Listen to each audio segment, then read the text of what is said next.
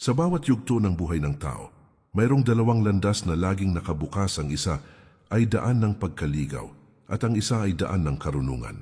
Marami ang nabibighani sa kislap ng kayamanan, ngunit kakaunti lamang ang nakauunawa na hindi lahat ng ningning ay tunay na liwanag. Ang ilan ay naghahabol ng ginto, ngunit kapalit nito ay pagkahapon ng kaluluwa, habang ang iba namay natutong pahalagahan ang disiplina at ang tamang pagpapasya, kaya't nakamtan nila hindi lamang ang yaman sa bulsa, kundi ang higit na mahalagang yaman sa kalooban. Sa pananaw ng mga Stoic, ang kayamanan ay hindi dapat maging Panginoon ng ating buhay, kundi isang alipin lamang ng ating karunungan. Sapagkat ayon kay Epictetus, hindi ang mga bagay ang nagpapalito sa atin, kundi ang paraan ng ating paghusga sa mga bagay na iyon. Kaya't kung ang ating kaisipan ay magulo at puno ng maling paniniwala, kahit gaano karami ang ating ari-arian, mananatili tayong dukha.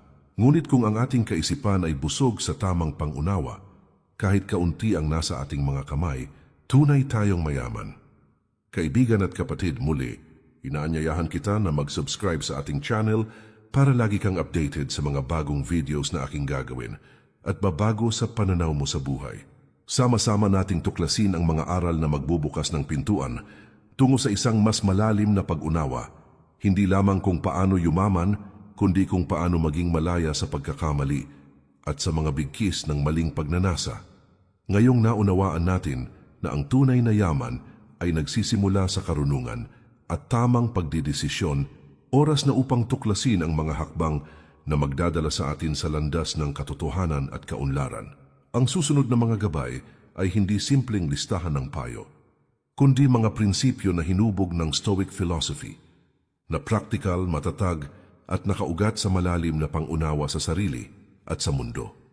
Ang mga prinsipyong ito ay magtuturo kung paano iwasan ang mali at yakapin ang tama sa bawat hakbang ng ating paglalakbay. Number 1, kontrolin ang iyong kaisipan at emosyon. Bago pa man dumating ang kayamanan, ang unang hakbang ay ang pamahalaan ang sariling isip. Hindi maaaring umunlad ang isang tao na alipin ng galit, takot o labis na pagnanasa kapag ang isip ay gulo. Ang bawat hakbang na ginagawa natin ay nagiging pabigla-bigla at madalas na uuwi sa pagkakamali, pagkabigo at pagkawala ng pagkakataon. Ang kalayaan mula sa mga emosyon ay nagbubukas ng daan sa malinaw na pagdedesisyon, maayos na plano at matalinong aksyon.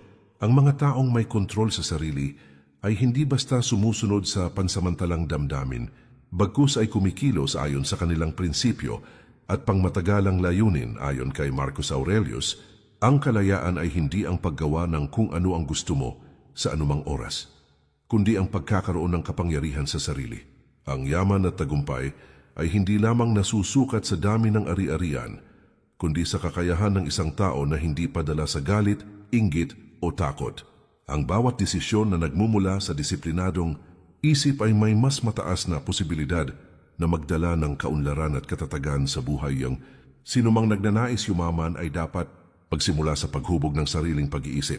Hindi sapat na hangarin lamang ang pera o material na bagay. Dapat ding malinaw ang pananaw sa kung ano ang tunay na mahalaga at hindi mahalaga sa buhay. Ang isang disiplinadong isip ay parang matibay na pundasyon ng gusali. Kapag matibay ang pundasyon, ang anumang itatayo sa ibabaw nito ay magiging matatag at ligtas mula sa unos at pagyanig. Sa ganitong paraan, ang yaman ay hindi lamang panlabas na sukatan, kundi bunga rin ng malalim na pag-unawa, disiplina at matatag na karakter. Ang kakayahang huminto, magmuni-muni at suriin ang sariling damdamin bago kumilos ay nagbibigay ng kalamangan sa lahat ng aspeto ng buhay, mula sa personal na relasyon hanggang sa pinansyal na desisyon. Ang bawat hakbang patungo sa tagumpay ay mas matatag at mas makabuluhan kapag ito ay nagmumula sa malinaw, mahinahong at disiplinadong isip. Ang sinumang marunong mamuhay ng may kontrol sa sarili ay hindi basta nakakatipid ng pera o nakakatamo ng ari-arian, kundi nakakaipon din ng tunay na yaman, ng karunungan at kapayapaan sa kalooban.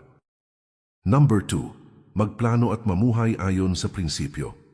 Ang kayamanan ay hindi nagmumula sa swerte lamang o sa pansamantalang pagkakataon. Ito ay bunga ng maingat at matalinong pagpaplano ng kakayahang gumawa ng aksyon na nakaugat sa matibay na prinsipyo at malinaw na layunin. Ang isang tao na walang prinsipyo ay parang barkong walang timon na basta sinusunod ang agos ng pagkakataon, daladala ng tukso o padalos-dalos sa paggawa ng desisyon. Sa kabilang banda, ang taong may prinsipyo ay may gabay sa bawat hakbang at alam kung alin ang tama, alin ang makakabuti hindi lamang sa kanya kundi sa kanyang kinabukasan. Ayon kay Seneca, hindi dahil sa dami ng ating pag-aari ay tayo ay mayaman kundi dahil sa kakayahan nating mamuhay ng simple at ayon sa dahilan.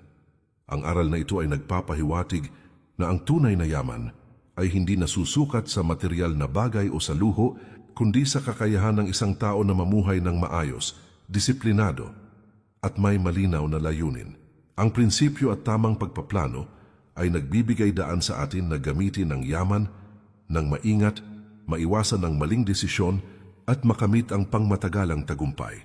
Ang sinumang nagnanais yumaman ay dapat magkaroon ng malinaw na plano para sa hinaharap. Hindi ito nangangahulugan na magiging rigid o hindi marunong mag-adjust, kundi bawat hakbang ay sinusuri ng maigi, tinitimbang ang panganib at iniayon sa matibay na prinsipyo. Ang pamumuhay ayon sa prinsipyo ay nagbibigay ng kalinawan sa isip, pinapababa ang posibilidad ng pagkaligaw at pinapalaki ang tsansa na ang bawat aksyon ay magbunga ng tamang resulta. Sa katunayan, ang mga taong may maayos na plano at prinsipyo ay mas handa sa mga pagsubok. Kahit dumating ang hindi inaasahang problema o tukso, ang kanilang mga desisyon ay nakaangkla sa lohika, disiplina at pangmatagalang layunin. Ang prinsipyo ay parang ilaw sa dilim na naggagabay sa bawat hakbang. Nagtataguyod sa atin upang manatiling matatag kahit sa gitna ng kaguluhan at tukso. Ang pagkakaroon ng malinaw na prinsipyo at sistematikong plano ay hindi lamang nagbubunga ng kayamanan sa panlabas na aspeto ng buhay, kundi nagbubukas din ng yaman sa isip, karakter, at kapayapaan sa kalooban. Ang bawat aksyon na nagmumula sa maayos na plano ay mas matatag at mas makabuluhan. Ang bawat hakbang patungo sa tagumpay ay hindi basta resulta ng swerte, kundi bunga ng disiplinadong pag-iisip, maingat na pagpapasya, at pagkilos ayon sa matibay na prinsipyo. Sa ganitong paraan ang kayamanan ay nagiging produkto ng katalinuhan at karakter, at ang tunay na pag-unlad ay nagmumula sa pagkakaisa ng isip, puso, at aksyon. Number 3. Alamin ang tunay na halaga ng bawat bagay. Ang tunay na yaman ay hindi nasusukat sa dami ng pera o ari-arian, kundi sa kakayahang kilalanin at pahalagahan ang mga bagay na may tunay na kahalagahan sa buhay.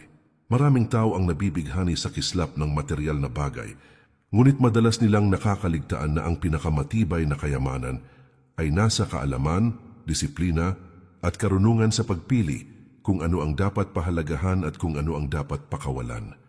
Ayon kay Epictetus, hindi ang mga bagay ang nagpapalito sa atin, kundi ang paraan ng ating paghusga sa mga bagay na iyon. Ang aral na ito ay nagpapaalala sa atin na ang ating pananaw at paghusga ang siyang nagtatakda kung tayo ay tunay na yumayaman o dukha sa puso at isip. Ang isang tao na hindi marunong magpahalaga sa tamang bagay ay maaaring magkaroon ng maraming pera, ngunit siya ay dukha sa karunungan at kapayapaan sa kalooban. Ang sinumang nagnanais yumaman ay dapat magsanay sa tamang paghusga. Ito ay nangangahulugan ng pagkilala sa pagitan ng pansamantalang luho at pangmatagalang kapakinabangan, sa pagitan ng kagustuhan at pangangailangan, sa pagitan ng tama at mali. Ang pag-unawa sa tunay na halaga ng bawat bagay ay nagbibigay daan sa atin upang mamuhunan ng oras, pera at enerhiya sa mga bagay na tunay na magdadala ng kaunlaran at kapayapaan. Kapag natutunan nating bigyang halaga ang tamang bagay, nagiging malinaw ang ating mga desisyon. Hindi tayo madaling maakit sa mga tukso o padala sa agos ng lipunan. Ang bawat hakbang patungo sa kayamanan ay nagiging makabuluhan at bawat pagsisikap ay may direksyon at layunin. Ang kakayahang pumili ng tama at tanggihan ang mali ay nagbibigay sa atin ng kontrol sa ating buhay at sa huli, ang kontrol na ito ang nagdudulot ng tunay na tagumpay at yaman. Ang proseso ng pagkilala sa tunay na halaga ay hindi madali at nangangailangan ng patuloy na pagmumuni-muni at disiplina. Ngunit sa bawat sandaling inilaan natin upang suriin ang ating paghusga at palakasin ang ating kakayahang magdesisyon ng tama, mas lalo tayong nagiging handa na harapin ang mga hamon ng buhay at mas matagumpay sa pag-abot ng kayamanan. Ang tunay na yaman ay bunga ng malinaw na pag-iisip, tamang prinsipyo, at tamang pagpapahalaga sa mga bagay na mahalaga, at ito ay nagmumula sa loob bago pa man makita sa labas. Number 4. Maging disiplinado sa pananalapi at pamumuhay. Ang yaman ay hindi basta nagmumula sa mataas na kita o biglaang swerte. Ito ay bunga ng disiplina sa bawat aspeto ng buhay, lalo na sa paraan ng paggamit at pamamahala ng pera. Ang mga taong walang disiplina ay madalas na uuwi sa utang, pag-aaksaya at kawalan ng katiyakan. Ang disiplina sa pananalapi at pamumuhay ay nagbubukas ng daan upang ang bawat pera, oras at lakas ay magamit ng may kabuluhan at may pangmatagalang epekto. Ayon kay Seneca, hindi para sa kasaganaan ang buhay, kundi para sa pamumuhay ng ayon sa rason. Ang pamumuhay ng may disiplina ay hindi nangangahulugan ng pagtanggi sa lahat ng kasiyahan, kundi ang pagkakaroon ng kakayahang piliin ang tama at tanggihan ng labis o walang saysay sa pamamagitan ng tamang pamamahala sa yaman. Nagiging malinaw ang landas patungo sa tunay na kayamanan at nagkakaroon tayo ng kalayaan mula sa pagkagapos ng impulsive na pag-uugali at padalos-dalos na desisyon.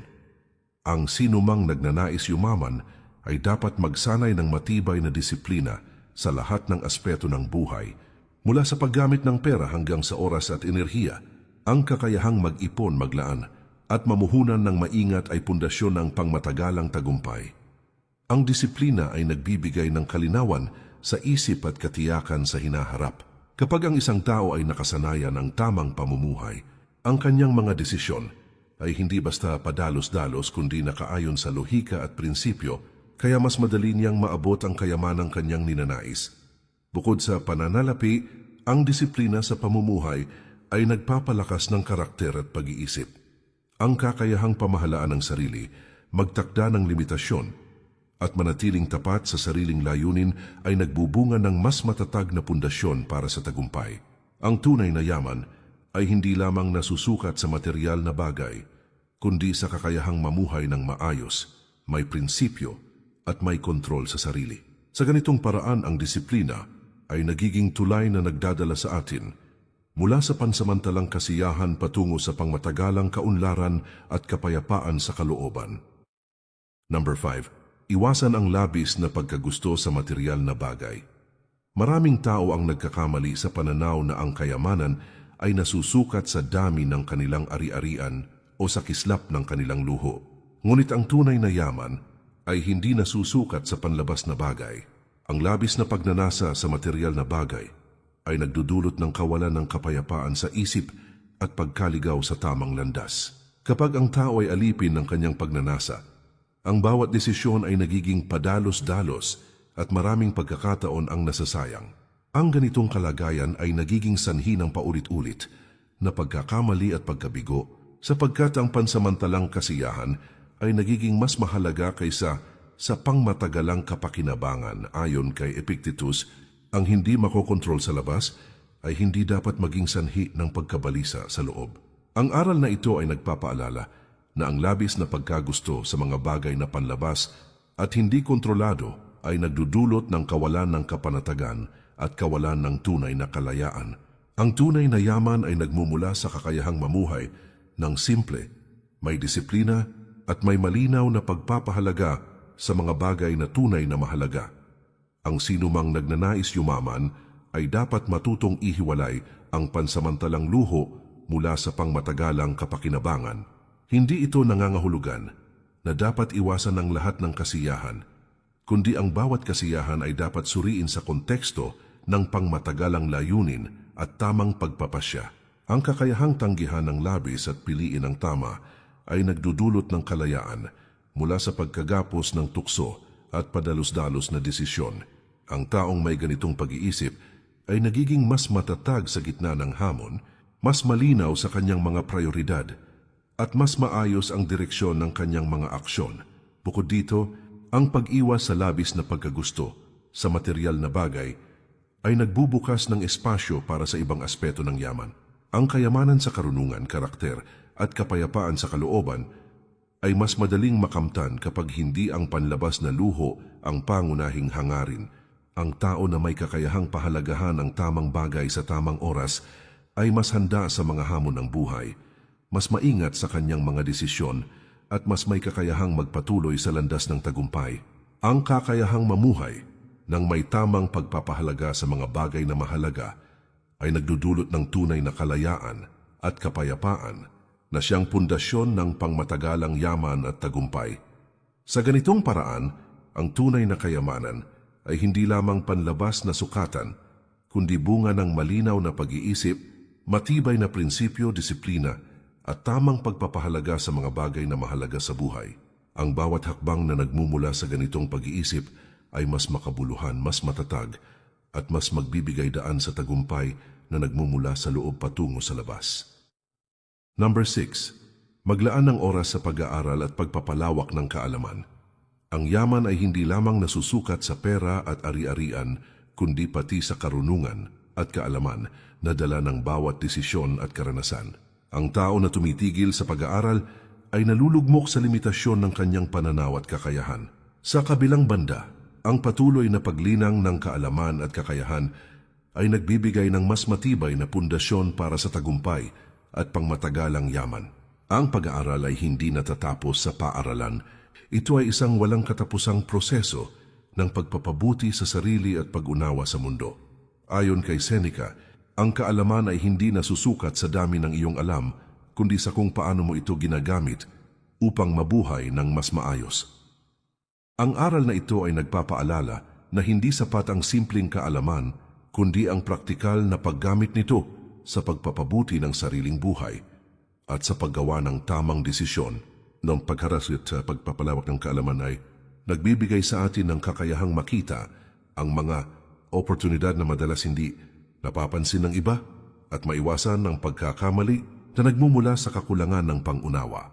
Ang sino mang nagnanais, yumaman ay dapat patuloy na maglaan ng oras para sa pag-aaral at personal na pag-unlad. Ang pagbabasa, pagsusuri at pagninilay-nilay sa mga aral ng karunungan ay nagbibigay daan upang mas maging malinaw ang isip, mas maayos ang pagpapasya at mas matibay ang prinsipyo sa bawat hakbang ng buhay. Sa ganitong paraan, ang bawat desisyon ay hindi lamang padalos-dalos kundi bunga ng malalim na pangunawa at pag-iisip na nakatuon sa pangmatagalang layunin. Bukod sa kaalaman sa pananalapi, mahalaga ring linangin ang kaalaman sa sarili, sa relasyon sa ibang tao, at sa mundo sa paligid. Ang tunay na yaman ay nagmumula sa balanse ng karunungan at karanasan. Ang kakayahang magdesisyon ng may kaalaman at malinaw na pangunawa ay nagbibigay sa atin ng kontrol sa ating buhay, kalayaan mula sa maling paniniwala at kakayahang harapin ang bawat hamon ng may tiwala at kapanatagan. Ang oras na inilaan sa pag-aaral at pagpapalawak ng kaalaman ay hindi nasasayang. Ito ay nagbubunga ng pundasyon ng tunay na tagumpay at yaman na hindi lamang nakikita sa labas kundi ramdam sa loob. Sa bawat hakbang na ginagawa natin na nakabatay sa tamang kaalaman, mas lalo tayong nagiging handa sa mga pagsubok, mas matatag sa ating mga prinsipyo at mas malapit sa pangmatagalang kaunlaran at kapayapaan sa kalooban. Number 7, pahalagahan ang oras at gamitin. Ito ng matalino, isa sa pinakamahalagang yaman na hindi nabibili ng pera ay ang oras. Ang bawat sandali na lumilipas ay hindi na maibabalik. Ang tao na walang disiplina sa paggamit ng oras ay madalas nasasayang sa walang kabuluhang gawain, walang malinaw na layunin at pabigla-biglang desisyon. Sa kabilang banda, ang taong may malinaw na pagpapahalaga sa oras ay nagagampanan ang bawat hakbang ng may katinuan, mas maayos na plano at mas matibay na direksyon patungo sa tagumpay. Ayon kay Seneca, hindi natin pinapahalagahan ang oras, ngunit ito ang pinakamahalagang yaman na mayroon tayo. Ang aral na ito ay nagpapaalala sa atin na ang wastong pamamahala ng oras ay nagbibigay sa atin ng kalayaan at kontrol sa buhay. Ang bawat minuto na ginugol sa pag-aaral, pagpaplano at paggawa ng tamang aksyon ay isang hakbang patungo sa pangmatagalang tagumpay at kayamanang hindi nasusukat sa material na bagay lamang. Ang sinumang nagnanais yumaman ay dapat matutong maging disiplinado sa paggamit ng oras. Ang pagpapaliban o paggugol sa oras sa walang saysay na gawain ay nag-aaksaya ng pagkakataon, enerhiya at potensyal. Sa halip, ang bawat sandali ay dapat ilaan sa mga gawain na magdadala ng kaunlaran, karunungan at pagpapalago ng sarili. Ang wastong paggamit ng oras ay nagbibigay daan sa atin upang planuhin ang hinaharap, suriin ang kasalukuyan at mapanatili ang kontrol sa ating buhay kahit sa gitna ng mga hamon at tukso. Bukod sa personal na kaunlaran, ang pahalaga sa oras ay nagdudulot din ng mas mahusay na relasyon sa ibang tao. Kapag alam natin ang kahalagahan ng bawat sandali, mas nagiging maingat tayo sa kung paano natin ginugugol ang oras kasama ang pamilya, kaibigan at kasamahan. Ang ganitong disiplina sa oras ay nagiging pundasyon ng balansing buhay, produktibong pagkilos at makabuluhang tagumpay. Sa huli, ang tunay na yaman ay hindi lamang nakabase sa pera o material na bagay, kundi sa kakayahang gamitin ang oras ng may kahusayan, malinaw na layunin at disiplina. Ang bawat sandali na ginugol ng may tama at makabuluhang aksyon ay nagbubunga ng matatag na pundasyon para sa tagumpay, kalayaan at kapayapaan sa kalooban. Ang pagpapahalaga sa oras ay nagbibigay sa atin ng kontrol, malinaw na landas, at tunay na yaman na hindi nasusukat sa material na bagay lamang. Number 8. Maging mapagpasensya at magtiyaga. Ang tunay na yaman at tagumpay ay hindi natatamo sa isang iglap. Maraming tao ang madaling mawalan ng pag-asa kapag ang kanilang mga plano ay hindi agad nagbubunga ng resulta. Ang kawalan ng pasensya ay nagdudulot ng padalos-dalos na desisyon, pagkabigo sa gitna ng unos at pagkaligaw sa tamang landas. Sa kabilang banda, ang mapagpasensya at matiyagang individual ay kayang harapin ang bawat hamon, magsikap ng matagal at maghintay sa tamang oras bago makamit ang pangmatagalang tagumpay. Ayon kay Epictetus, ang tagumpay ay bunga ng pagpipigil sa sarili at pagtitiyaga sa tamang landas. Ipinapahiwatig nito na ang kakayahang maghintay, magtiyaga at manatiling tapat sa prinsipyo ay susi sa tunay na kayamanan. Ang sinumang marunong magtiyaga ay hindi basta sumusuko sa unang pagsubok. Sa halip, ginagamit niya ang bawat karanasan, pagkakamali at hamon bilang gabay upang maging mas matalino at mas handa sa hinaharap. Ang sinumang nagnanais yumaman ay dapat matutong magkaroon ng mahabang pasensya at kakayahang magtiyaga sa proseso. Ang bawat hakbang patungo sa tagumpay ay maaring mabagal at puno ng pagsubok, ngunit ang matiyagang individual ay hindi natitinag, ang kanyang isip ay malinaw, ang kanyang layunin ay matibay, at ang kanyang disiplina ay hindi nagbabago sa gitna ng paghihirap. Bukod dito, ang pagiging mapagpasensya ay nagbibigay daan upang mas mahusay na mapamahalaan ang emosyon at mas maingat sa paggawa ng desisyon. Kapag may tiwala sa proseso at kakayahang maghintay sa tamang panahon, ang bawat hakbang ay mas maayos, mas epektibo at mas makabuluhan. Ang mapagpasensya at matiyagang tao ay nakakaipon hindi lamang ng yaman sa panlabas na aspeto ng buhay, kundi pati na rin sa karakter, kaalaman at kapayapaan sa kalooban. Sa ganitong paraan, ang pagtitiyaga at pasensya ay nagiging pundasyon ng pangmatagalang tagumpay at tunay na kayamanan. Ang bawat hakbang, bawat desisyon at bawat aksyon ay nagiging mas matatag at makabuluhan sapagkat ang tao ay nagkakaroon ng kakayahang maghintay sa tamang pagkakataon, gamitin ang tamang diskarte at manatiling tapat sa prinsipyo sa lahat ng oras. Number 9. Palibutan ang sarili ng tamang tao at impluensya. Ang tao ay produkto ng kanyang kapaligiran at ng mga taong nakapaligid sa kanya. Maraming individual ang nahuhulog sa maling desisyon at padalos-dalos na aksyon dahil sa negatibong impluensya o maling kasama. Sa kabilang banda, ang pakikipag-ugnayan sa mga taong may prinsipyo, disiplina at matatag na pananaw ay nagbibigay ng gabay, inspirasyon at tamang perspektibo sa bawat hakbang ng buhay. Ang tamang impluensya ay nagpapalakas ng kalooban, nagpapalinaw ng isip at nagtuturo ng mas matibay na disiplina. Ayon kay Seneca, ang isang tao ay dapat pumili ng mga kaibigan na mas matalino at mas maayos kaysa sa kanya, upang siya ay mahubog at mapalakas. Ang kasabihang ito ay nagpapaalala na ang kalakasan ng loob at tagumpay ay hindi basta nagmumula sa sariling kakayahan lamang, kundi sa tamang ugnayan at gabay na natatanggap mula sa mga taong nakapaligid. Ang sinumang nagnanais yumaman ay dapat maingat sa pagpili ng kasama at impluwensya sa kanyang buhay. Ang pakikipag-ugnayan sa tamang tao ay hindi lamang nagdudulot ng inspirasyon, kundi nagtuturo rin ng tamang pag-uugali at tamang prinsipyo. Kapag ang tao ay pinaliligiran ng mga individual na disiplinado, mahinahon, at may malinaw na layunin, nagiging mas madali ang paggawa ng tamang desisyon at mas nababawasan ang posibilidad ng pagkakamali. Ang tamang impluwensya ay parang ilaw na gumagabay sa gitna ng dilim, na naglilinaw sa landas at nagtataguyod sa atin upang manatili sa tamang direksyon. Bukod sa praktikal na benepisyo, ang pagpili ng tamang tao at impluwensya ay nagdudulot ng mas malalim na pag-unawa sa sarili at sa mundo. Ang bawat koneksyon ay maaaring maging oportunidad para sa personal na pag-unlad, pagpapalawak ng kaalaman at pagpapalakas ng karakter. Sa ganitong paraan, ang kayamanan ay hindi lamang panlabas na sukatan, kundi bunga rin ng maayos na relasyon, matatag na prinsipyo, at malinaw na pananaw sa buhay. Ang bawat hakbang patungo sa tagumpay ay mas matibay at mas makabuluhan kapag ang tao ay pinaliligiran ng tamang tao at impluwensya. Ang tamang kapaligiran at ugnayan ay nagbibigay ng gabay, inspirasyon at proteksyon laban sa pagkakaligaw sa maling landas, kaya mas malaki ang tsansa na makamit ang tunay na yaman at pangmatagalang tagumpay. Number 10.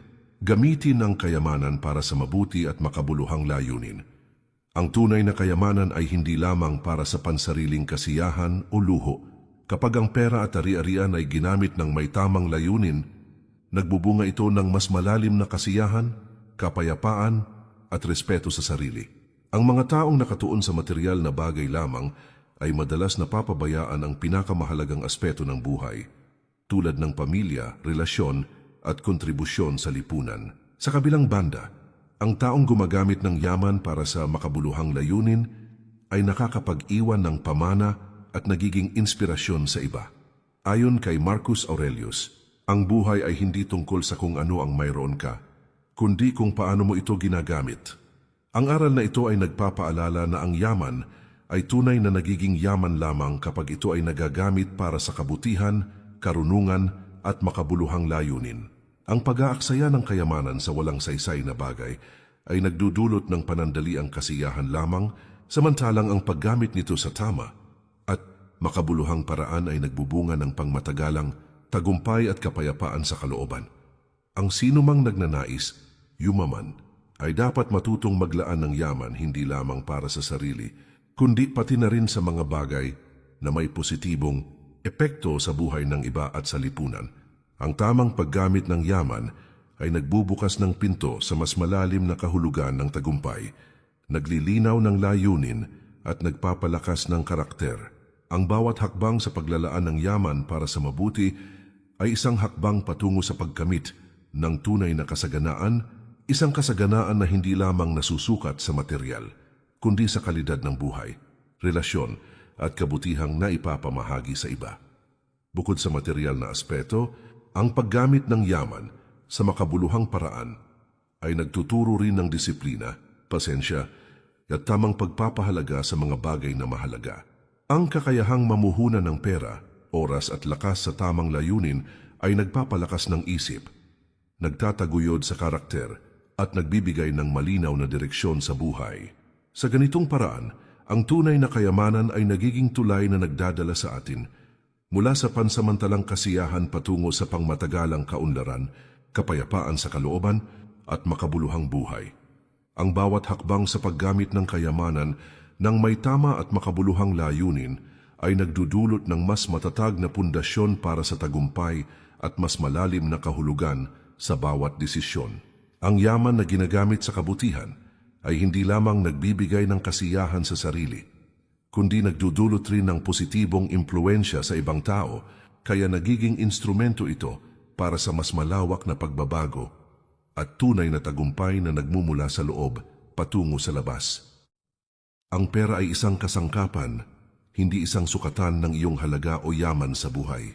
Ang tamang paghawak nito ay nagsisimula sa pagkilala na ang tunay na kayamanan ay nagmumula sa kontrol sa sarili, disiplina at malinaw na pag-iisip. Huwag hayaang ang pagnanasa sa luho o takot sa kakulangan ang magdikta ng iyong desisyon.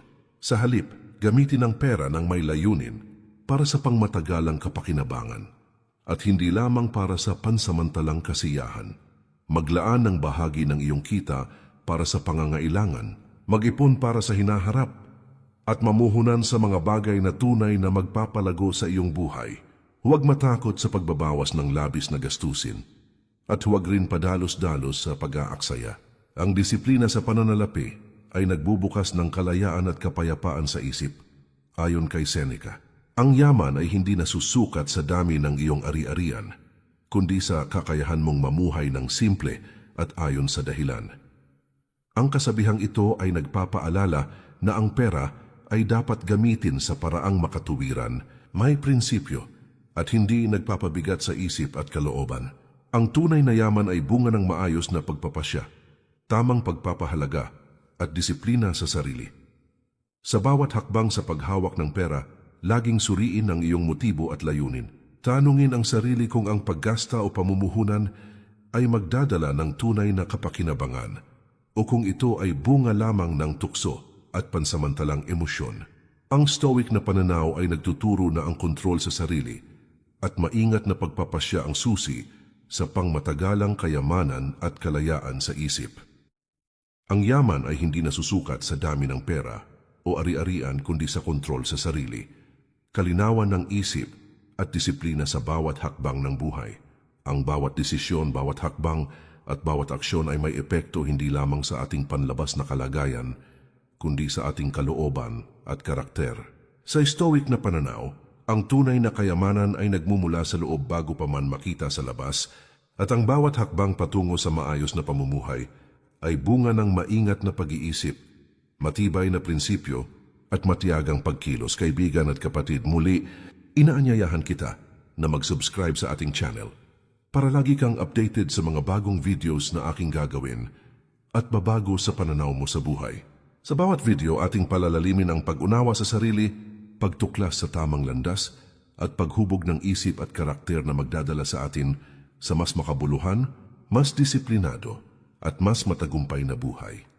Tulad ng sinabi ni Marcus Aurelius, ang buhay ay hindi tungkol sa kung ano ang nangyayari sa iyo, kundi kung paano mo ito hinaharap. Sa pamamagitan ng tamang pag-iisip at aksyon, ang bawat hamon at pagkakataon ay nagiging tulay patungo sa tunay na kayamanan at kapayapaan sa kalooban. Maraming salamat po. Mag-ingat po tayo palagi. At kay Lord palagi ang papuri.